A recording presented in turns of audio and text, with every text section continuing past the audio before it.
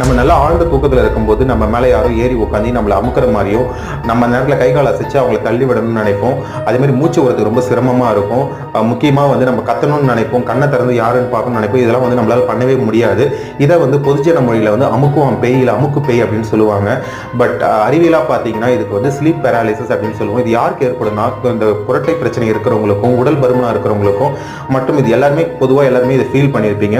இதுக்கு முக்கிய காரணம் என்னன்னு பார்த்தீங்கன்னா REM ரேபிட் ஐ மூவ்மெண்ட் அப்படின்னு சொல்லுவோம். அந்த தூக்க சுழற்சி நிலையில வந்து இது அதிகமாக ஏற்படும். காரணம் மூளையிலேருந்து வர எலக்ட்ரிக் சிக்னல் தசைக்கு வந்து கம்மியாகிறதுனாலையும், அதே மாதிரி நம்ம உடல்ல வந்து ஆக்சிஜன் சப்ளை கம்மியாகிறதுனாலையும் இந்த பிரச்சனைகள் அதிகமாக ஏற்படும். இது வந்து பயப்பட வேண்டிய விஷயம் கிடையாது. பட் ஆனால் ப்ராப்பரான பெட்ரூம் ஹைஜீனை வந்து நீங்கள் ஃபாலோ பண்ணணும். டிம் லைட்ல தூங்குறது, நல்ல ஒரு தட்பவெட்ப நிலையை வந்து உண்டாக்குறது, நல்ல வென்டிலேஷன் வந்து அதிகமாக இருக்கணும். அதேமாதிரி எலக்ட்ரானிக் கேட்ஜெட்ஸை யூஸ் பண்ணுறதை கம்மி பண்ணணும். உடல் பருமனை வந்து கம்மி பண்ணுறதுக்கு நல்லா எக்ஸசைஸ் பண்ணணும். ஸ்ட்ரெஸ், ஆங்ஸைட்டி இந்த பிரச்சனைலாம் கம்மி பண்ணிங்கன்னா ஆரோக்கியமாக